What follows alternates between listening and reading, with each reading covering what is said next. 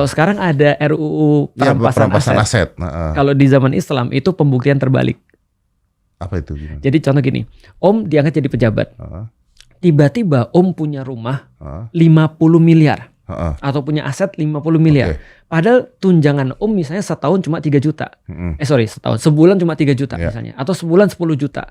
Tapi tiba-tiba punya aset segitu. Maka pembuktian terbalik itu mengatakan, Om buktiin kepada saya dari mana uang itu kamu dapat. Kalau kamu nggak bisa buktiin, itu aku tarik. Tapi kalau ini kan sudah mungkin kalau ternyata terbukti kalau terbukti kan sudah jelas dari mana nih duitnya ini kan. Betul. Kan? Yang dalam kasus korupsi haji. Kasus korupsi haji atau Quran dan sebagainya sudah jelas kan. Quran atau kuota haji ya. Quran dua-duanya lah kita anggap. Dan orangnya juga sudah nggak menjabat kalau benar. Betul. Kan? Nah, konteksnya berarti kan Ustadz mengatakan bahwa hukumannya sama.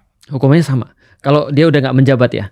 Di dalam Islam hukuman itu yang pertama dicopot, yang kedua dipertanggungjawabkan apa yang menjadi masalahnya. Kalau misalnya dia maling, malingnya dikembalikan dan dia dihukum. Di dalam Islam kalau hukum maling itu adalah dipotong tangan. Kalau lebih daripada 1/4 dinar.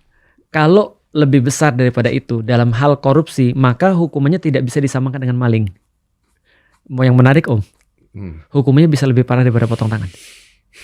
Kayak di Cina.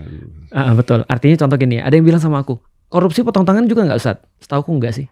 Karena potong tangan itu untuk sesuatu yang bersifat 1/4 dinar. Dan orang yang rugi mungkin cuma 1. Tapi bayangin Om, kalau kuota haji nih misalnya.